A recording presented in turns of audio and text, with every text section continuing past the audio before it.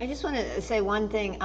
For those of you who are not here, we're in the Mizell Center in Palm Springs, and I get to look at this wall in the back that has all these pictures of all these amazing people, and it says nourishing life, nourishing health, nourishing hope, nourishing community. And it's just such a beautiful message, I think. It's such an important thing to just keep in our back pocket. All nourishing community and hope and health and life. Really, really great. And I find that practice really supports that in many, many, many ways. So this morning I want to talk about, I'm calling this talk Persistence and Patience. And that sounds cheerful, doesn't it? And I think it's really important because we come to practice and we do this, and then we get to this place of, okay, am I there yet? How many more minutes do I have to sit? How many retreats do I have to go on? How much more time? When is it going to get better? When am I going to be enlightened? When is it going to stop hurting? We have this idea that there's supposed to be some then. I'm doing this and then I will arrive at a place. And that there's this effort we've given, and then there's this expectation that oftentimes we have about what our practice is supposed to be. And I love the Dalai Lama, who says that we should check in with our spiritual practice every 10 years or so. Because we have this expectation. I like to call it the microwave miracle. I want it, and I want it now. And we live in a culture that kind of tells us, if you buy this book and you follow these 8 steps, you'll lead a glorious life, or you'll be rich, or whatever the promise is. But it's this thing that we kind of have are set up. But there's effort, and then there's patience. And so I want to talk about each of those. Effort is really, really important. The Buddha talks about it. The effort is in many lists. There's it's in the Eightfold Path. Wise effort. It's in the 7 Factors of Awakening. There's effort. It's in the 5 Spiritual Faculties. It's in the 10 Perfections, the Paramis. It's just really an important part of our practice, this effort. And sometimes we think it's like this, okay, I'm going to get. It's this striving. But really what it is a wise guiding our minds towards liberation. It's a guidance of our minds towards liberation and away from samsara, away from those habits, that conditioning that we kind of have without even oftentimes knowing it. And so that's where the freedom is, this invitation to walk towards liberation. But it takes effort. It's not just, if I do this right, if I practice right enough or good enough, or if I get really good at meditation, then. And I still have that. I mean, I know it's not true, but I'll have in my mind, I'll go, oh, once this happens, then. Once I do this, then. And I've been doing that all my life, and I've never gotten to the then. I mean, we achieve goals, obviously. We set out to do things, and we accomplish them, but then it's like, I haven't lived happily ever after. I mean, I have a life of contentment that I never thought was possible, because through this practice, through the transformation of practicing and living in accordance with the Dharma. But it's not like we arrive and then we're set. Because there's samsara, there's life, there's the human condition that we're working with, so the effort is continuous. It's persistent. It's the effort to be here now. I was thinking about, my mom had all her teeth pulled when I was about 12. And I just remember her sucking on peanuts. Because she couldn't do anything else. And I told my dentist like years ago, what do I have to do not to have that happen? And he's like, well, you got to come in for like 3 cleanings a year, and you got to floss, and you got to do all this stuff. And I'm like, am I there yet? Am I there yet? And I'm like, oh no, actually I'm going to have some teeth pulled too. And it's like, so even, it's like, okay, but what would it have been like if I hadn't have done that? And so, but the effort is just this consistency. And so there's a couple of words in the suttas that are translated as energy and effort. There's in the Eightfold Path, wise effort is called vayamo. The word is vayamo. Sounds, I gave it a Spanish accent, vayamo. And then there's also virya, which is energy. But Joseph Goldstein says that it can be translated as effort, energy, strength, courage, vigor, perseverance, and persistence. It's the capacity to do something. So I might say energy or effort, I might use them interchangeably, but they're meaning the same thing, any of those things. Persistence, determination, the willingness to carry through and carry on with something. Bhikkhu Analayo says it's staying engaged. Effort is staying engaged. That's what mindfulness is. We're staying present. We're staying where we are. It's so easy, we know, it's so easy to be somewhere else. It's so easy to have conversations with people who are not in the room, or whatever we're doing. So to the persistence, staying engaged. And Ajahn Sucitto, says, it's what we need to use to pull ourselves out of our habits of mind, our fixed views and conditioned ways of thinking and behaving. It's an antidote to reactivity. Because our conditioning is just reactivity. It's reacting without thinking. It's what we do when we're faced with some experience, a thought. We have a memory of somebody who did us wrong, and all of a sudden we're angry. It's like, nothing's happening right now except a thought is going by, but all of a sudden these emotions arise. And so to have the recognition of the emotions. And everything can bring up that reactivity. Smell. All our senses are so powerful. The sense of smell. Did you ever smell something and all of a sudden you were like 1,000 miles away and 20 years ago? Or music. I listen when I drive out here to Breakfast with the Beatles. And so there's all these Beatles songs and I'm like, oh. I'm like, I was a child driving a car 75 miles an hour to come out here. But that we react in certain ways, and oftentimes we don't remember or we don't realize it. And oftentimes reactivity is we do things we don't want to do. It's just habitual. And so to have the recognition, the effort to go, oh wait, that's reactive. Oh wait, I'm going down that storyline again. Oh wait, can I pause? Pausing. So, and another important point about effort is that it is not in and of itself necessarily beneficial. It's not necessarily a good thing, just as mindfulness in and of itself is not necessarily beneficial, because we see people, we've seen them throughout history, we see them today, all the time, everywhere, really bringing a lot of effort and mindfulness to cruelty and destruction and violence. So this effort, this mindfulness has to have an underpinning of ethical behavior, of integrity, of the precepts, of non-harming, of cultivating compassion, the underpinnings of the Eightfold Path and wise action. So there has to be this moral component to it, ethical component, really important part of Buddhism that oftentimes gets left out. So to bring that, to have that recognition of, is this effort that I'm bringing towards a beneficial outcome? Or am I driven by craving and greed, ignorance? Those three poisons that the Buddha talked about 2,600 years ago, they are alive and well today. And so to recognize and to bring that curiosity, what is this? What is this? The willingness to pay attention.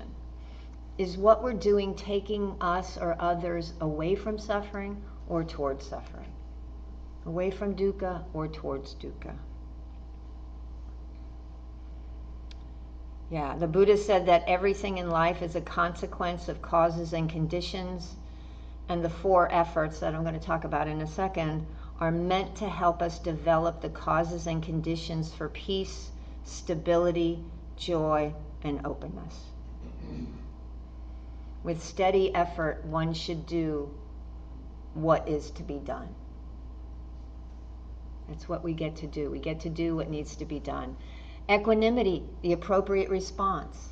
Whatever it is that needs to be done, grounded in this wisdom and compassion, this ethical behavior is what we get to do.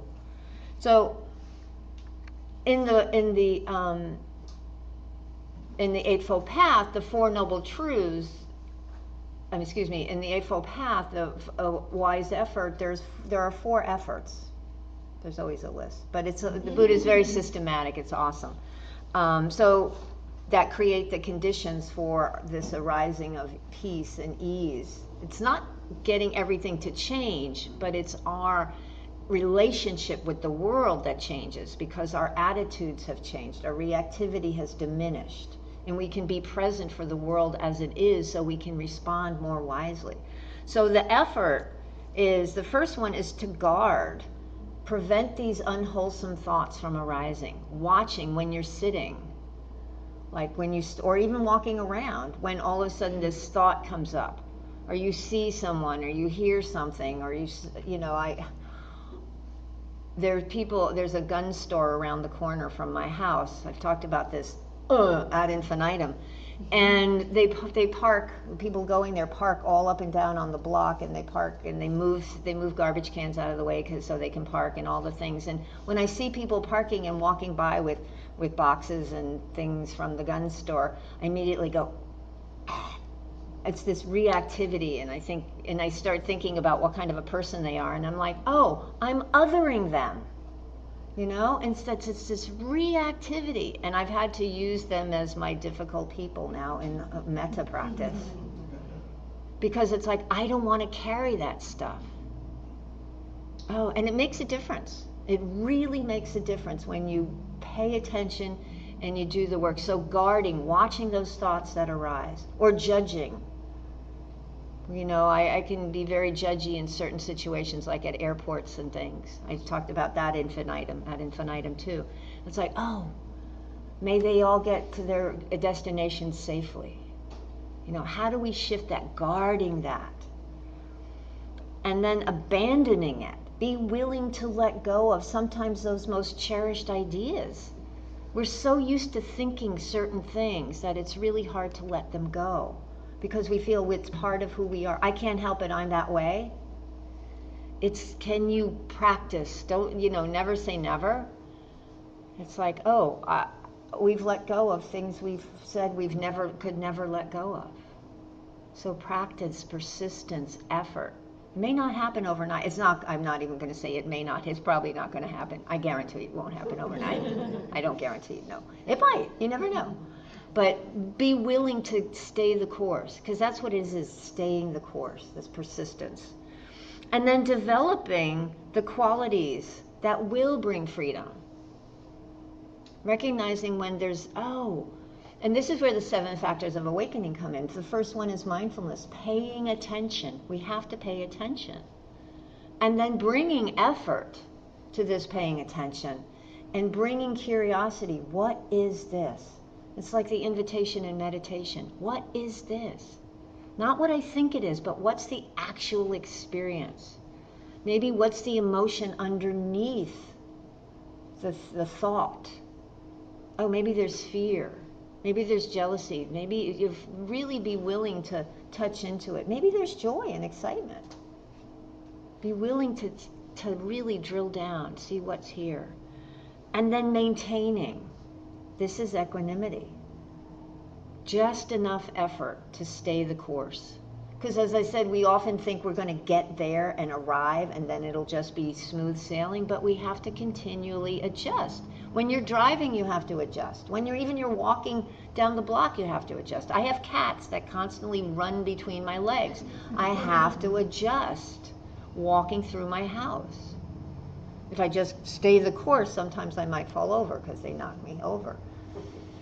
So you have to pay attention. You have to be present, paying attention, and responding appropriately as necessary.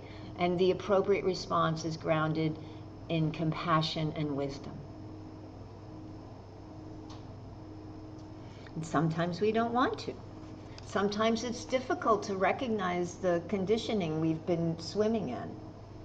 You know, recognizing these habits, because sometimes we recognize how we've hurt people, the harm we've caused. But that should be an extra impetus to shifting and changing and wanting to transform. Much of the harm I've caused in my life is because I've been conditioned, I've been chasing something, unaware.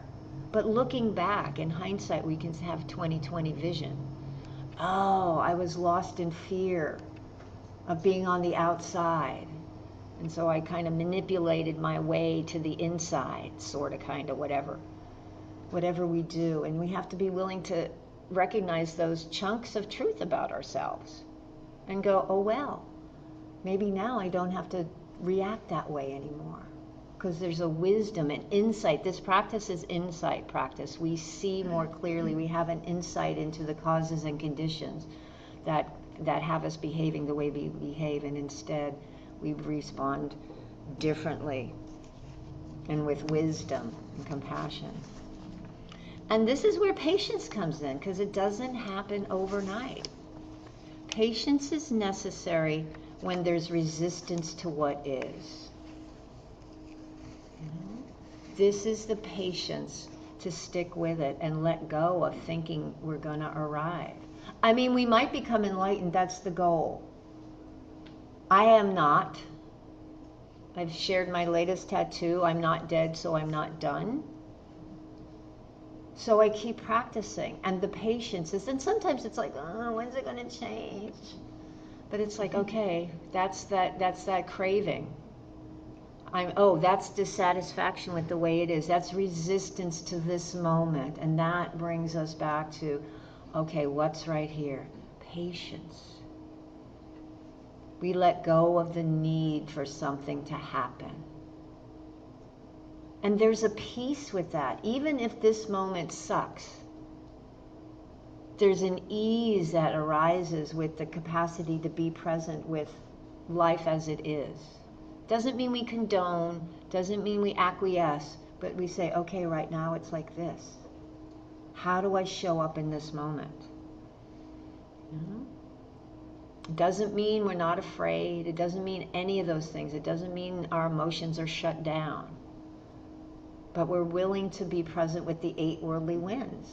The 8 worldly winds, which are a teaching of equanimity, this recognition that there's praise and blame, pleasure and pain, fame and shame, gain and loss. Everyone experiences them just by being a human being.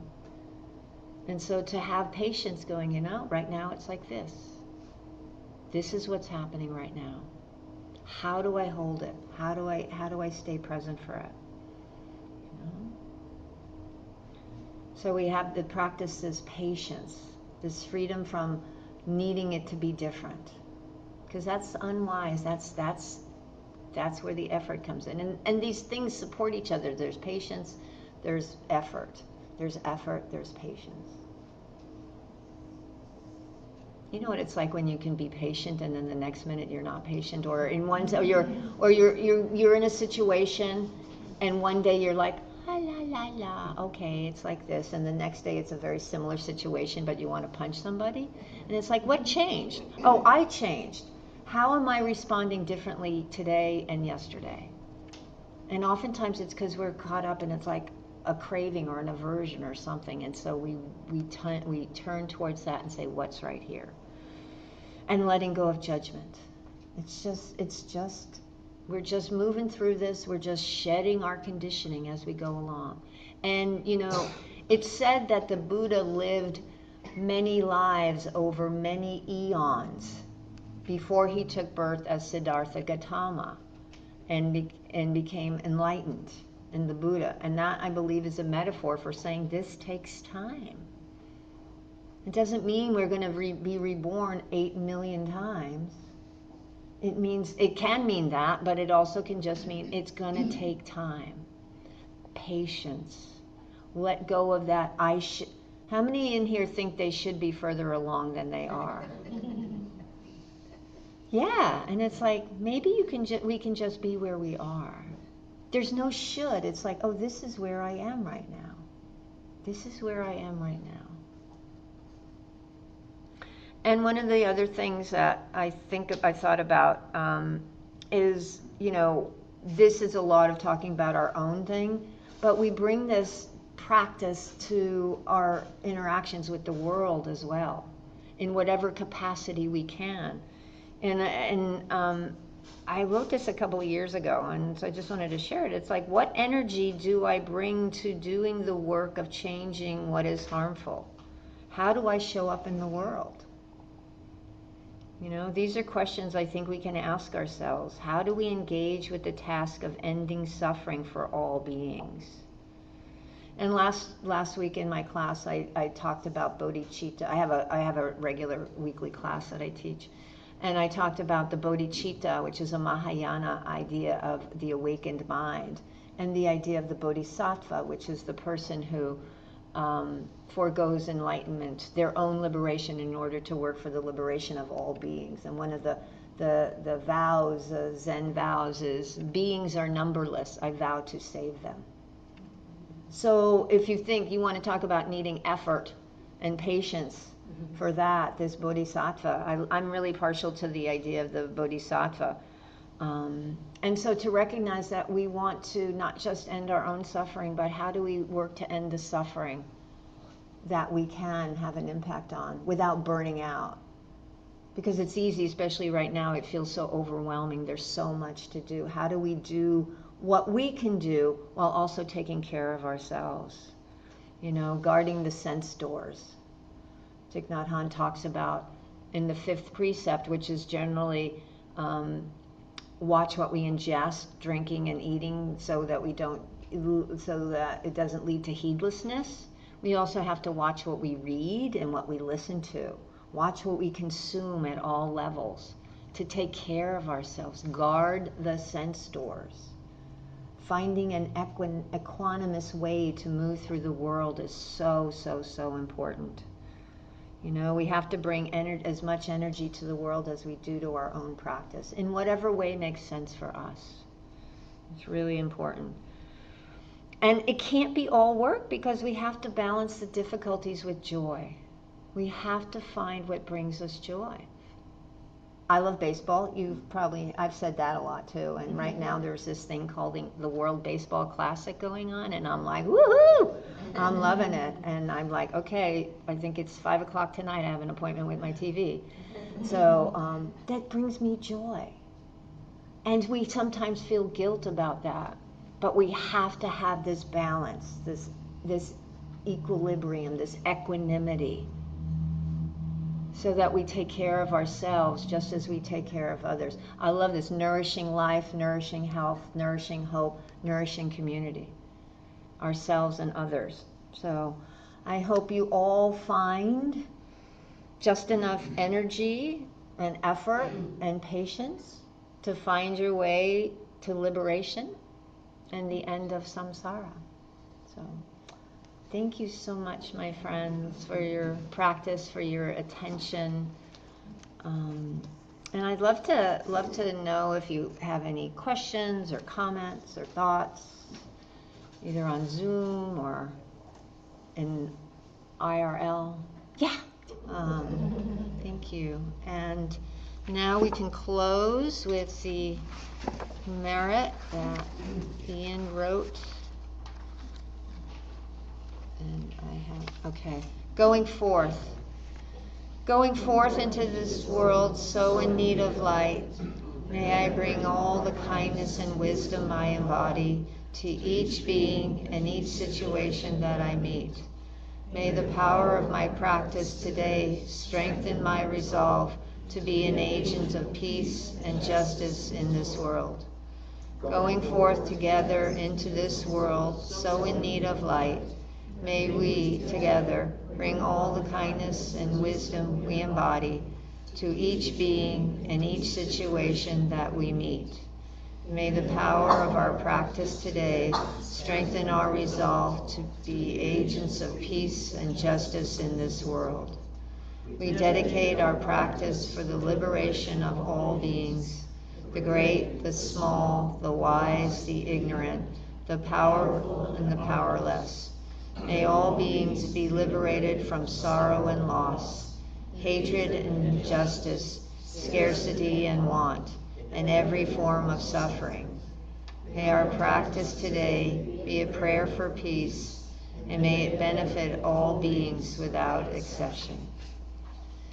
Thank you again, everyone, and be kind to yourselves and each other, and I will see you next time. Thanks all.